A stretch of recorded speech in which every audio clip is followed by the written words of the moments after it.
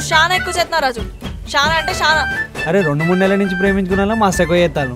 నువ్వు పెద్ద మనిషి అయినా కానీ నేను లవ్ చేస్తాను. ఈ మాత్రం చేయకపోతే మంచిగా ఉంటుందా చెప్పు.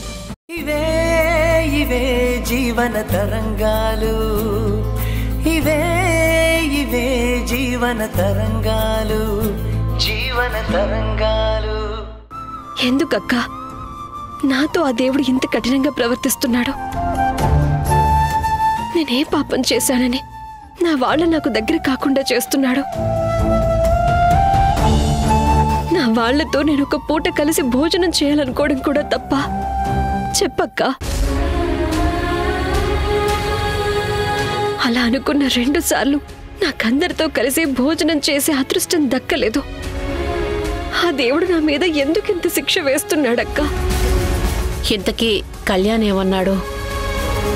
జరిగిన దానికి మా మీద కోపంగా ఉన్నాడా?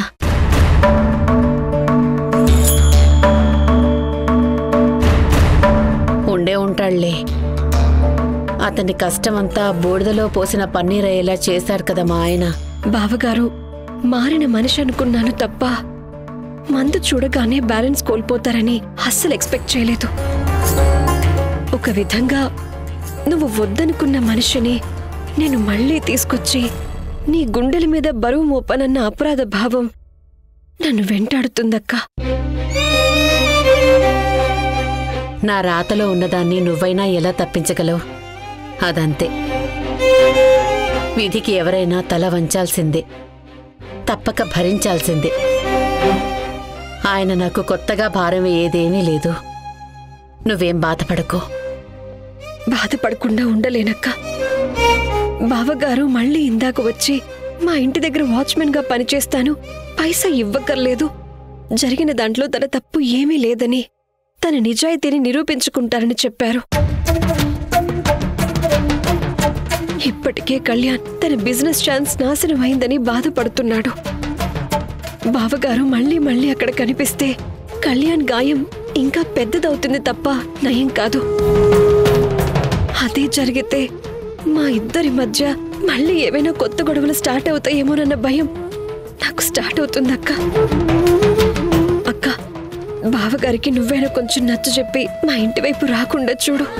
ఆయన నా మాట వినే స్థాయిలో లేరు. ఎప్పుడు మా చేయి దాటిపోయారు. అలాంటి మనిషికి ఎంత చెప్పినా చెవులకెక్కదు. ఆయనకి చెప్పినా బండరాయికి చెప్పినా రెండూ ఒకటే. ఇంకోసారి ఆయన గురించి నాతో కంప్లైంట్ చేయాలని చూడకు. ఎలాంటి ఉపయోగం ఉండదు.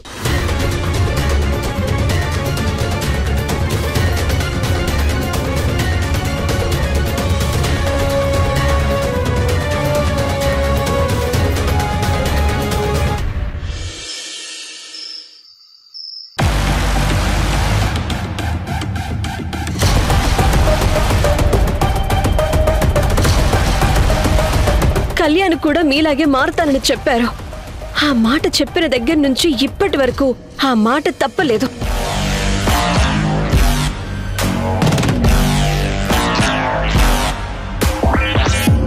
తన మాట నిలబెట్టుకోవడానికి తన ప్రాణాలే పణంగా పెడుతున్నాడు.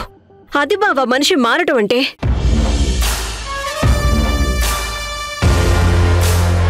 దేవిక విషయంలో నేను ఎలా ప్లాన్ చేశానో పర్ఫెక్ట్ గా అలాగే ఎగ్జిక్యూట్ అయింది. దేవిక నన్ను పూర్తిగా నమ్మేసింది. నా కోసం తన వాళ్లతో కూడా గొడవ పడ్డానికి రెడీ అయిపోయింది. దేవిక నా చేతిలో సరెండర్ అవ్వడానికి ఇంకా ఎంతో టైం పట్టదు.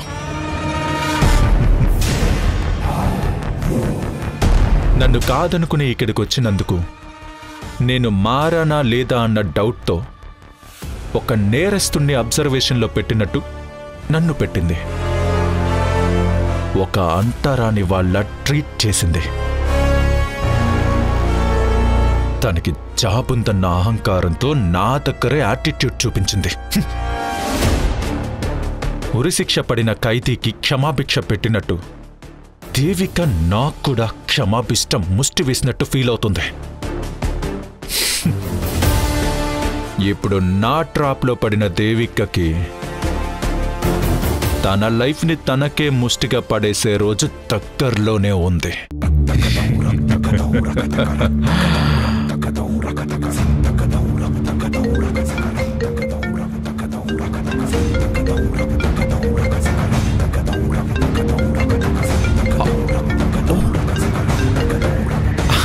Hello darling. హాయ్ డార్లింగ్, ఎలా ఉన్నావు? I'm super darling. I'm very fine. What about you? Darling, ఇక్కడ నాకు ప్రతి క్షణం గుర్తొస్తున్నావు. నిన్ను చాలా చాలా చాలా మిస్ అవుతున్నాను అనిపిస్తుంది. నాకు కూడా సేమ్ ఫీలింగ్ డార్లింగ్.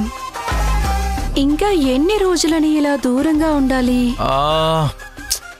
తప్పదు డార్లింగ్.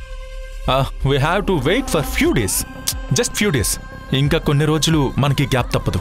అబ్బా, ఇంకానా? దేవిక ఇప్పుడిప్పుడే నన్ను బిలీవ్ చేస్తుంది, కానీ ఇది సరిపోదు.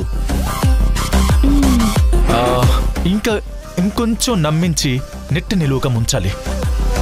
తన చేతనే తన జాబ్కి రిజైన్ చేసేలా చేయాలి. నాకు ప్రెజెంట్ నా ముందున్న టార్గెట్ అదే. ఆ మిషన్ కంప్లీట్ అయ్యాక దేవికని వదిలేసి నీ దగ్గరికి వచ్చేస్తాను. అప్పుడు రోమియో జూలియట్, దేవదాసు పార్వతి, లైలా మజ్నూల మాదిరిగా మనం బాగా డీప్గా లవ్ చేసుకుందాం. అప్పటి వరకు ఇలా ఫోన్లో మాట్లాడుకోవడం బెటర్. నేను నీకు దూరంగా ఉన్నాను కదా అని దగ్గరగా ఉన్న దేవికకి క్లోజ్ అవ్వాలని చూడకు. ఒకవేళ అలాంటిదేదైనా జరిగిందని తెలిస్తే నా రియాక్షన్ ఇంకోలా ఉంటుంది. నీ గ్లామర్ ముందు తన గ్లామర్ ఎక్కడ డార్లింగ్?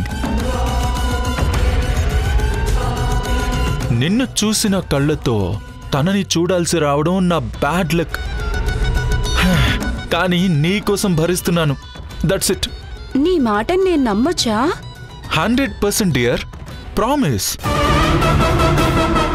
చూడు, దేవిక స్టోరీ ఇప్పుడు ప్రీ క్లైమాక్స్ లో ఉంది. అందుకే తనకి డిప్రెషన్ ఉంది అనేలా డ్రామా ప్లే చేస్తున్నాను. ఆ దేవికని నాకు బానిస అయ్యేలా చేసుకుని కుక్క పిల్లలా నా వెంట తిరిగేలా చేసుకుంటే తప్ప నా ఈగో సాటిస్ఫై అవ్వదు.